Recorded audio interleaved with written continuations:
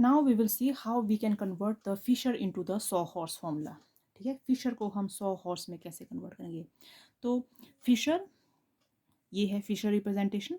Saw horse representation कैसे होती है सॉ हॉर्स, हमने एक बार पहले भी कुछ वीडियोस पहले हमने देखा था कि सॉ हॉर्स रिप्रेजेंटेशन कुछ ऐसी होती है। ठीक है, मतलब इस वाले फे में, और यहाँ पे क्या प्रेजेंट है, groups. Let it is A B C, it is D E और एफ, ग्रुप्स प्रेजेंट है। This is sawhorse representation.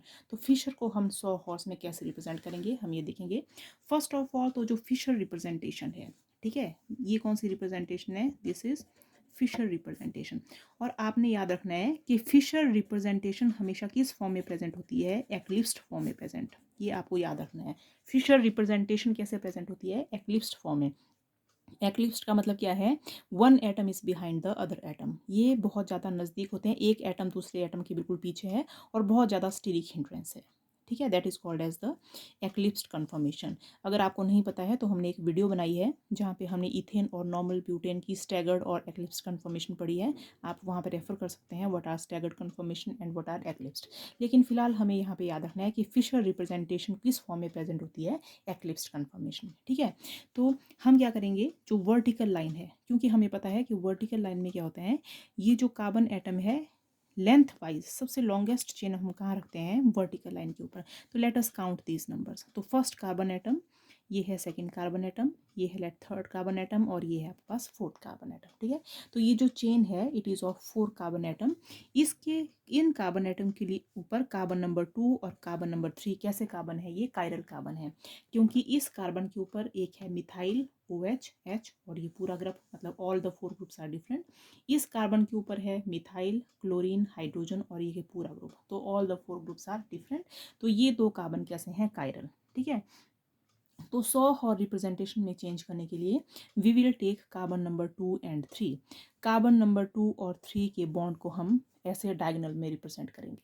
ठीक है, अब कार्बन नंबर 2 और 3 के बॉन्ड को डायगोनल में रिप्रेजेंट करेंगे CH3, और नीचे वाला भी CH3। ठीक है, तो ये है let this is carbon number 2, let this is carbon number 3। ठीक है, 3 कार्बन के ऊपर क्या प्रेजेंट है यहाँ पे, CH3, क्योंकि मैंने बताया कि आपको एक्लिप्स्ड कन्फर्मेशन में बताना है। तो कार्बन नंबर 2 का जो CH3 है it will be just behind CH3। तो अगर आप इस मॉलिक्यूल को, इस कार्बन को पकड़ोगे, कार्बन नंबर 3 को, और ऐसे रोटेट कर दोगे, अपनी तरफ रोटेट करोगे, तो this CH3 will be behind this CH3, they are behind each other. So this conformation is eclipsed. बची कौन सी दो कन्फर्मेशन, एक बचा आपके पास ये वाला Cl, और एक बच गया ये H। ठीक है, कार्बन नंबर 2 के ऊपर क्या है, राइट हैंड साइड के ऊपर तरफ क्या है आपके पास, OH, और लेफ्ट हैंड साइड के ऊपर क्या प्रेजेंट है, H। ठीक है, तो this is 100 horse representation of this conformation. लेकिन ये जो 100 हॉर्स रिप्रेजेंटेशन है ये भी किस फॉर्म में आई, एक्लिप्स फॉर्म में आई। इस मिथाइल के पीछे बिल्कुल मिथाइल, क्लोरीन के पीछे बिल्कुल OH, और हाइड्रोजन के पीछे बिल्कुल H। तो हमें क्या करना पड़ेगा, इसको स्टेबलाइज करना पड़ेगा। कैसे स्टेबलाइज करेंगे, एक एटम को हम फिक्स करेंगे, दूसरे एटम को हम रोटेट करेंगे। जैसे हम क्या करते थे, कन्फॉर्मेशन बनाते थे। एक वीडियो में हमने देखा था कन्फॉर्मेशन कैसे बनाएंगे। तो लेट हमने कार्बन को क्या कर लिया है, फिक्स, इसकी पोजीशन को अपने हाथ से एक से पकड़ लिया, दूसरे वाले बॉन्ड को हम रोटेट करना स्टार्ट करेंगे। और कितने से रोटेट करेंगे, 180 डिग्री रोटेशन। किसको रोटेट किया, लेट हमने C2 को रोटेट किया bye 180 degree. C2 carbon atom को 180 डिग्री से रोटेट किया।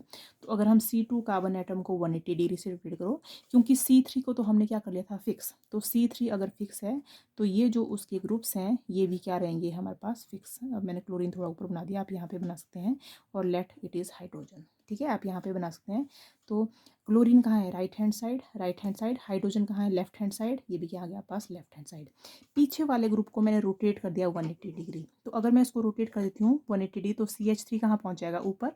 OH कहाँ पहुँच जाएगा, बिल्कुल अपने डायगोनल ऑपोजिट, और हाइड्रोजन भी कहाँ पहुँच जाएगा, अपने डायगोनल ऑपोजिट साइड में। तो OH पहुँच जाएगा यहाँ पे, H पहुँच जाएगा यहाँ पे, और CH3 बिल्कुल ऊपर 180 डिग्री रोटेशन से। तो व्हाट विल हैपन, हमारे पास आ गया CH3, इस तरफ क्या आ गया हमारे पास, OH, और OH बिल्कुल 180 डिग्री से रोटेट करके पहुँच गया यहाँ पे।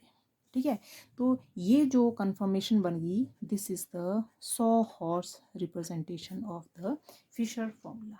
ठीक है, हम क्या कर सकते हैं, फिशर फॉर्मूला को यहाँ पे 100 हॉर्स में ऐसे इसको हम चेंज कर सकते हैं। आई होप आपको ये समझ आया होगा, फिशर इंटू 100 हॉर्स। तो आपको पता होना चाहिए कि फिशर हमेशा एक्लिप्स में होता है, ये भी कैसा बना एक्लिप्स, लेकिन हमने इसको किस में चेंज कर दिया है, स्टैगर्ड कन्फर्मेशन में चेंज कर दिया है। मान लो मेरे पास कोई कंपाउंड दिया है, इनिशियली 100 हॉर्स फॉर्मूला दिया है, और if I want to change it into the Fischer conformation, तो कैसे करूँगी, तो let I start from the 100 horse conformation. मान लो मेरे पास कोई कंपाउंड है, let it is CH3, it is H, it is OH। 100 horse में हमेशा किस फॉर्म में लिखेंगे हम, स्टैगर्ड में। Let it is Cl, it is NH2 and let it is again H।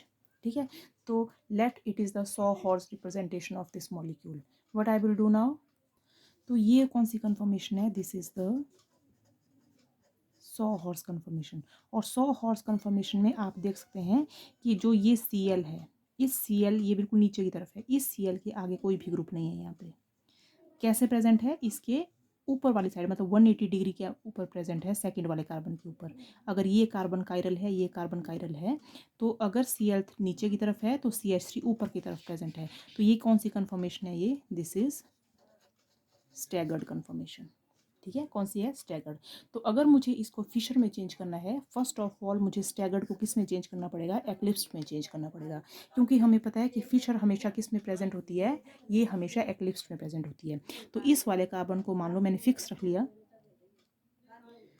मान लो इस कार्बन को मैं फिक्स रख लेती हूँ और इस कार्बन को रोटेट करती हूँ। ठीक है, कोई भी कार्बन आप कर सकते हैं। तो लेट Cl को मैंने क्या कर लिया, फिक्स, NH2 और ये है H। ठीक है, इसको आपने रोटेट कर दिया, मान लो this is carbon number 1 2, this is carbon number 3। तो 3 वाले कार्बन को आपने फिक्स कर दिया, 2 वाले कार्बन को आपने रोटेट कर दिया। कैसे रोटेट किया, 180 degree rotation of C2, 180 degree rotation of C2 carbon, C2 को हमने 180 डिग्री, तो 180 डिग्री रोटेट करने से CH3 कहाँ पहुँच गया, बिल्कुल नीचे। हाइड्रोजन कहाँ पहुँच गया, बिल्कुल यहाँ पे।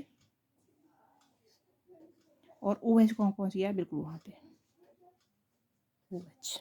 ठीक है, तो ये जो रिप्रेजेंटेशन आ गई, अब इस रिप्रेजेंटेशन में what you will see, CH3 is just, Cl is just behind CH3, H is just behind NH2 and this OH is just behind H। ठीक है, तो ये 100 हॉर्स रिप्रेजेंटेशन है, 100 हॉर्स का ही ये कौन सी रिप्रेजेंट है, एक्लिप्स्ड।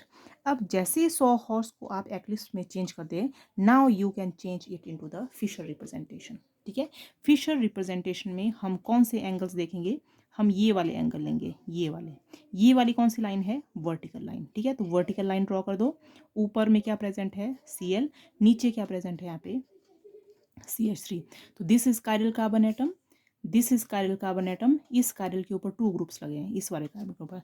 तो एक ग्रुप तो आ गया आपके पास Cl, दूसरा राइट हैंड साइड पे क्या लगा है आपके पास, NH2, लेफ्ट हैंड साइड में क्या लगा है, H। यहाँ पे राइट हैंड साइड में क्या लगा है, H, लेफ्ट हैंड साइड में क्या लगा है, OH। ठीक है, तो this is the Fisher representation of this Sawhorse formula। ठीक है, तो this is how you can convert the Fisher into Sawhorse formula and the Sawhorse into the Fisher representation।